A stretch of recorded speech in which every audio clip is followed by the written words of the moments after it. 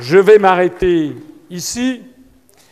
J'aurais beaucoup d'autres choses à vous dire sur les questions économiques, sur les entreprises, les petites entreprises, sur le handicap, sur la justice, sur la culture. Enfin bref, toute une série d'autres sujets qui seront disponibles en ligne dans les heures qui viennent et que je présenterai en tant que de besoin pour ne pas lasser l'assistance, puisque paraît-il, c'est toujours trop long ce que je fais. Voilà. Ah. Je vais terminer. Pourquoi me faire confiance ? Ai-je la compétence et l'expérience professionnelle nécessaires pour défendre les intérêts des Français face aux autres chefs d'État du monde ? Eh bien, j'en prends ici le serment. Je vous en fais l'assurance. Oui, j'ai cette compétence, j'ai cette expérience professionnelle. Parce qu'au moment de choisir le président de la République, mettez un peu de côté les programmes.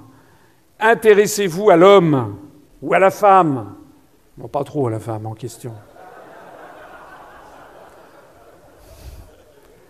Intéressez-vous au candidat. Demandez-vous quelle est son expérience professionnelle. Moi, j'ai passé 4 années de ma vie en cabinet ministériel, sous 2 présidents de la République différents, sous François Mitterrand, que j'ai accompagné en Corée et au Kazakhstan. Quand je dis accompagné, je ne portais pas ses valises. J'avais rédigé les parties économiques et commerciales de ces dossiers. Il s'agissait de vendre le TGV entre Séoul et Busan, ce qui d'ailleurs a été obtenu. J'ai accompagné François Mitterrand en Corée, au Kazakhstan. J'ai accompagné Édouard Balladur en Arabie saoudite, auprès du gardien des 2 saintes mosquées à Riyad, qui nous avait reçus pour une réunion de travail modéré, à vrai dire, à 11h30 du soir. J'ai accompagné Hervé de Charette, le ministre des Affaires étrangères, et M. Chirac, le président de la République, dans de nombreux déplacements à l'étranger lorsque j'étais au cabinet du ministre des Affaires étrangères. J'ai accompagné Jacques Chirac au Japon. Nous avons été reçus par l'empereur et l'impératrice. J'ai accompagné Jacques Chirac en Chine, à Zhongnanhai, où on a eu des réunions, une réunion de travail au plus haut niveau avec le président de la République populaire de Chine, à l'époque Jiang Zemin.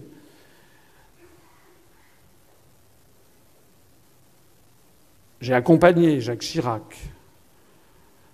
en Thaïlande, en Malaisie, à Singapour, au Brésil, en Uruguay, au Paraguay, en Argentine, en Bolivie, à chaque fois faisant partie de 5-6 personnes admis à rencontrer le chef. Alors je ne parlais pas, moi je prenais des notes, mais c'était une atmosphère raréfiée. Ça m'a permis de voir sur le terrain ce que sont les relations internationales au plus haut niveau. Ça m'a permis de bien comprendre comment ça marche, de comprendre aussi, et c'est pas que je n'ai pas fait que ça aussi dans ma vie, j'avais été auparavant au ministère des Finances à m'occuper de commerce extérieur, à comprendre ce qui est une vérité d'évidence, mais encore faut-il l'avoir bien à l'esprit et l'avoir expérimenté, que l'on ne négocie pas avec des Chinois comme avec des Brésiliens, avec des Algériens comme avec des Japonais, avec des Allemands comme avec des Indiens, ou avec des Russes comme avec des Américains. Voilà. J'ai représenté la France à une canonisation à Saint-Pierre de Rome qui m'a permis de serrer la main de Jean-Paul II. J'ai déjeuné avec Nelson Mandela. J'ai, dans quelques cas, supplé mon ministre qui était en retard de 30 minutes, 45 minutes. Je me rappelle une fois où j'avais vraiment eu des sueurs froides. J'étais jeune à l'époque. Où j'avais, je le suis toujours, c'est vrai, où j'étais avec un ministre qui était terriblement en retard parce qu'il y avait la présidente du Sri Lanka, Madame Bandaranaike Kumaratunga, qui était une femme tout à fait charmante, qui avait d'ailleurs été étudiante à la Sorbonne en 68, qui parlait d'ailleurs très bien français, qui était très, très, très fine, très amusante, mais elle était quand même chef de l'État. Elle avait eu la gentillesse, venant en France, le Sri Lanka est un pays, l'ancienne Ceylan, qui n'est pas très connu de la France, qui ne fait pas partie de notre sphère d'influence traditionnelle, mais comme je m'occupais auprès du ministre des Affaires étrangères de l'Asie, de l'Océanie, de toute l'Amérique latine et de toutes les questions économiques, ce qui était quand même un beau portefeuille, eh bien, elle était de passage à Paris. Alors, elle avait été reçue par le président Chirac. Elle avait été à l'Élysée. Elle avait été reçue par M. Juppé, le Premier ministre. Et puis, elle avait eu la gentillesse de se déplacer pour aller voir le ministre des Affaires étrangères, ce qui, en termes diplomatiques, est un honneur, puisque normalement, on se déplace pour aller rencontrer un chef d'État à son ambassade quand il est à l'étranger. Elle était donc venue au Quai d'Orsay et il se trouve que M. de Charette, auprès duquel j'étais, était très en retard. Il me téléphone, il me dit « Écoutez, tenez-lui la jambe. » Bah oui, tenez la jambe. Vous avez 35 ans et qu'on dit qu'il faut tenir la jambe d'un chef d'État en exercice. Voilà. Ça a duré 3/4 d'heure de tenir la jambe. Alors elle était très aimable, mais quand même, au bout de 3/4 d'heure... Elle commençait à regarder sa montre et l'ambassadeur de Sri Lanka en France, plus l'ambassadeur de France au Sri Lanka, parce que c'était assez rare, avait fait le déplacement. Les gens commençaient à s'impatienter, trouvant qu'on frisait l'incident diplomatique. Bon, pourquoi je vous raconte tout ça? C'est des petites anecdotes. Si je me lance là-dedans, j'en ai pour toute la nuit. Je vous raconte tout ça parce qu'il faut de l'expérience. Voilà. Parce que le président de la République française, c'est quelqu'un qui doit être opérationnel le lendemain de son élection. Il ne faut pas se retrouver comme en 2012, où les Français ont élu comment ça s'appelle déjà, Pays-Bas, là. Ah oui. Monsieur Hollande. Ils ont élu Monsieur Hollande, dont le seul talent, si l'on peut dire, avait été d'être un apparatchik du Parti socialiste, à faire des crocs de jambes pour se placer devant.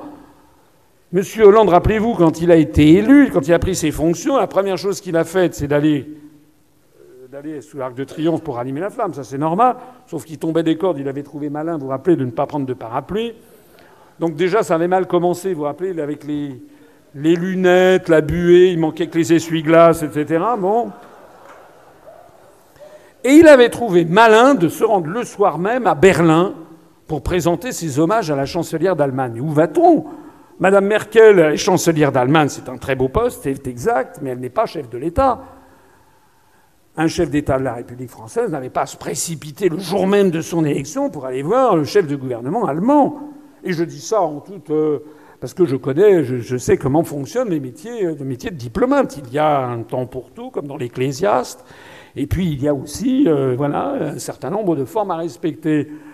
Et vous vous rappelez comment ça s'est passé, monsieur Hollande, qui n'avait sans doute jamais dû rencontrer un chef d'État de sa vie, est arrivé, vous vous rappelez, il a marché sur le tapis rouge, il marchait un peu de travers.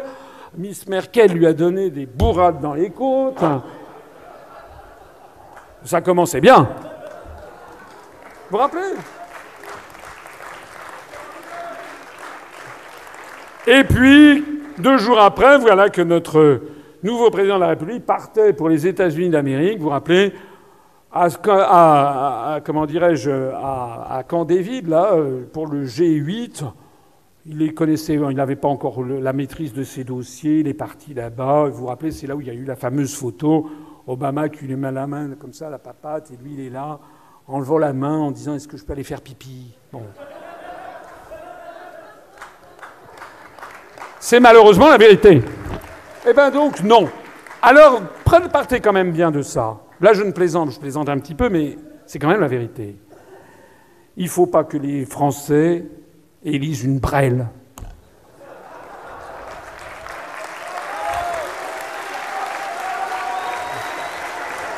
Parce qu'il y va de nos intérêts nationaux. Il y va de l'image de la France dans le monde.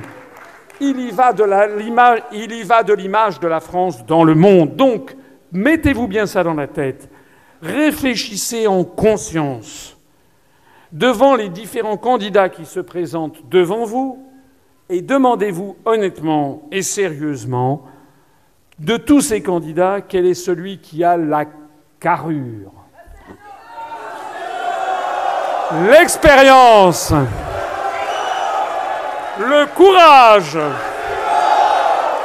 la lucidité, la constance, l'opiniâtreté, l'intelligence de défendre au mieux les intérêts des Français dans le reste du monde. Est-ce que je suis un homme de terrain qui écoute ce que disent et pensent les Français? Depuis 10 ans, 10 ans d'une vie d'homme, c'est beaucoup. 10 ans que je parcours la France pour aller rencontrer mes compatriotes. Parfois, dans les débuts, à Clermont-Ferrand ou à Menton, j'ai fait des conférences devant 5 personnes à Clermont-Ferrand, 2 personnes à Menton.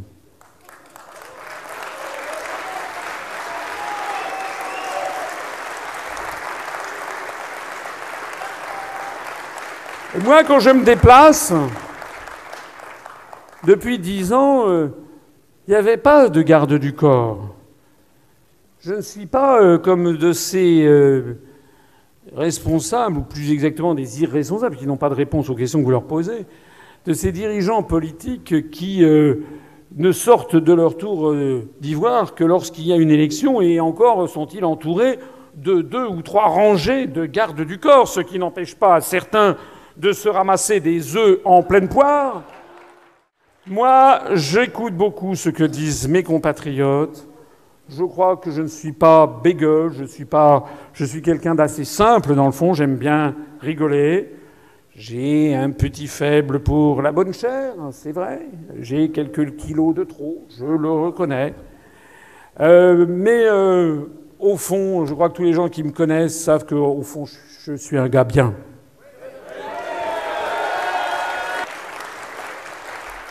Est-ce que je suis un bon gestionnaire, économe des dépenses superflues? La réponse est oui.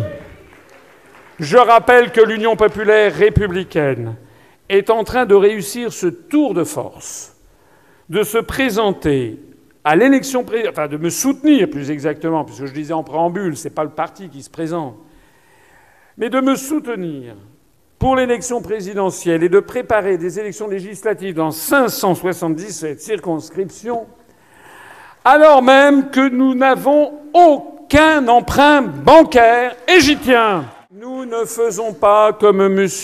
Mélenchon qui va souscrire 8 millions d'euros d'emprunt auprès de banques. Nous ne faisons pas comme Mme Le Pen qui va chercher un chèque aux Émirats. Un chèque aux Émirats, vous avez compris? Ou je ne sais quel financement russe, quand il ne s'agit pas de se faire financer par son papa, qui par ailleurs, elle a foutu à la porte. Nous n'allons pas non plus dévaliser des milliardaires âgés.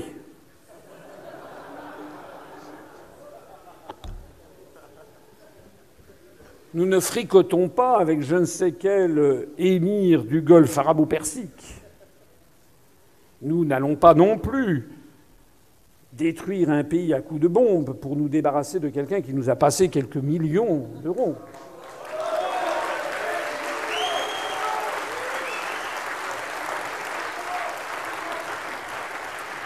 Nous n'allons pas non plus à Londres ou à New York pour aller tendre la sébille à des milliardaires de la City ou de Wall Street pour qu'ils vous permettent de financer la parution d'un ouvrage qui s'appelle Révolution.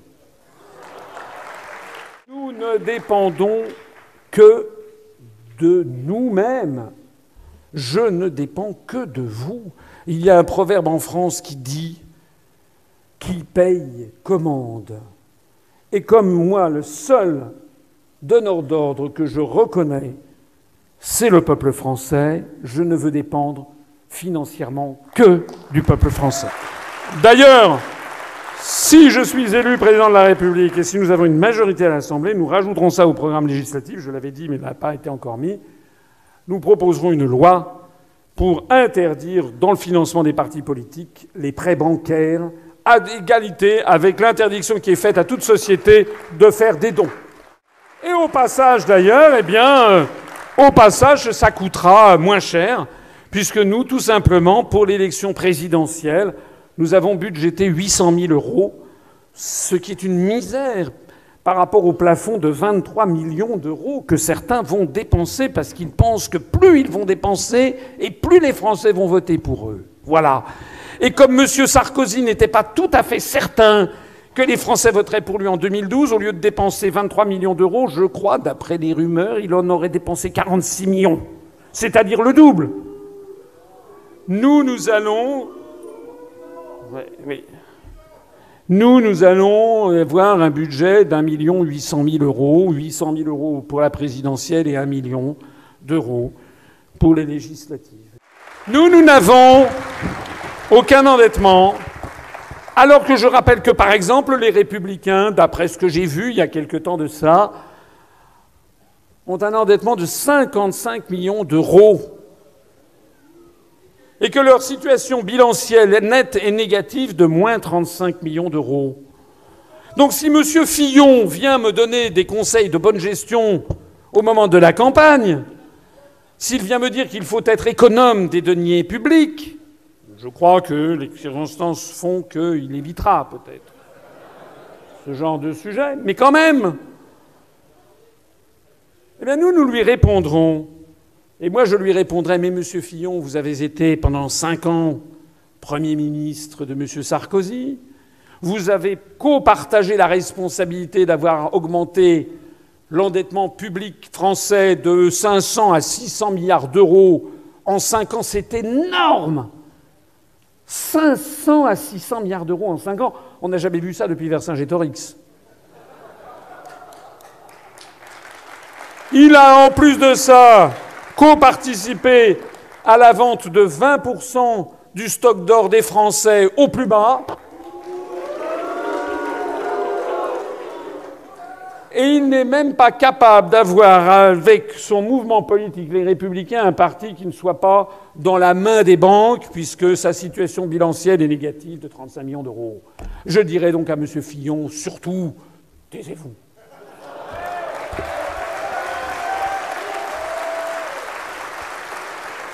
C'est pareil pour les autres partis, parce que les partis socialistes, l'UDI, les Verts et Tsuti Quanti sont à peu près tous ou quasiment au bord de la cessation de paiement. Voilà. Nous, eh bien, comme je l'ai dit, nous avons 0 € de dette. Enfin, est-ce que j'ai les qualités d'un entrepreneur ? Parce qu'en définitive, je sais que certains peuvent me reprocher d'être un énarque. Bon, oui, c'est vrai, nul n'est parfait. Je le reconnais. Ça me rappelle un de nos démarcheurs qui avait vu un maire qui a dit « Ah non, je ne veux pas le parrainer, c'était de moi qu'il s'agissait, encore un énarque. » Et notre démarcheur qui a l'esprit vif, la répartie féconde, lui a dit « Oui, mais monsieur le maire, entre nous, vous ne seriez pas content d'avoir un fils qui ait fait l'ENA ?»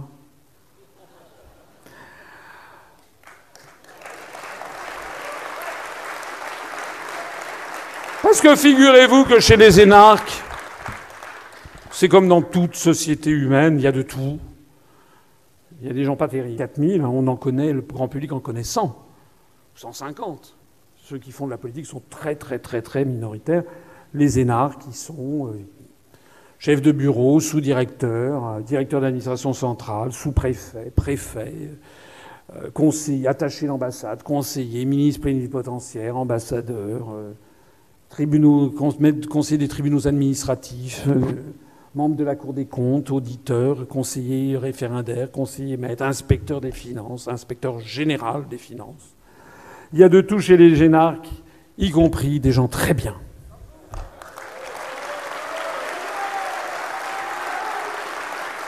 Je signale d'ailleurs au passage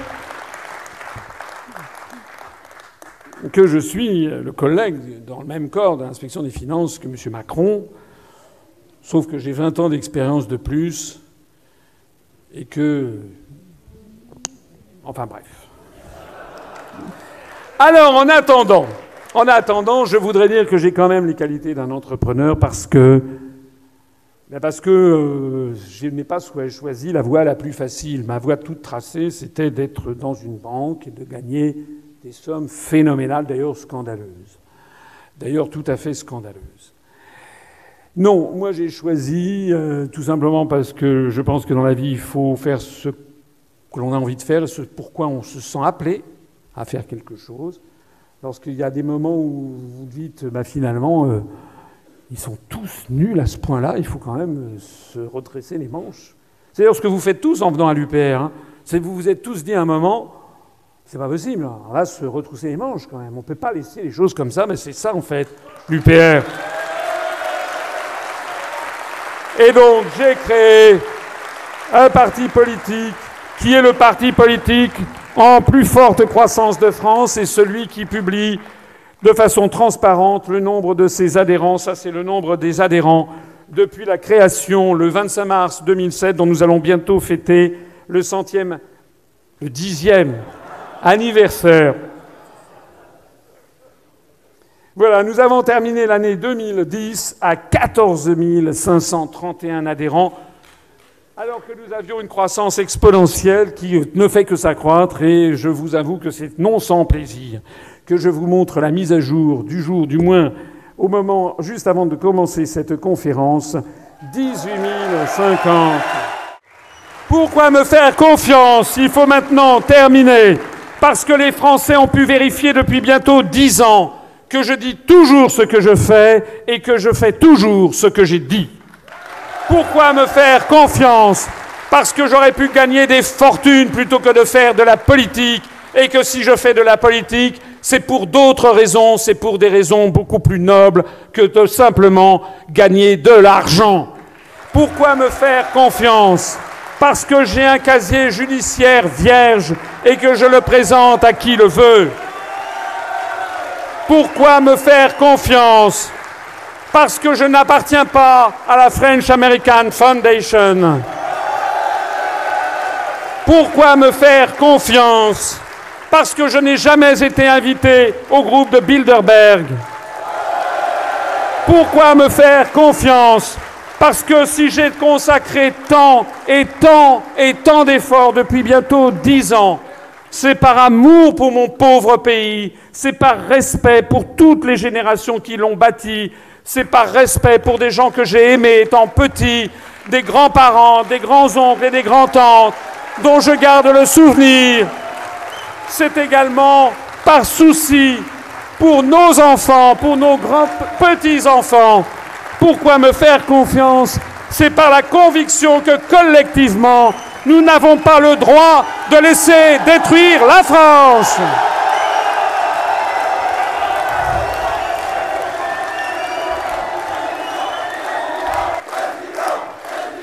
Et je vous le dis du fond du cœur, nous allons gagner parce que nous avons raison.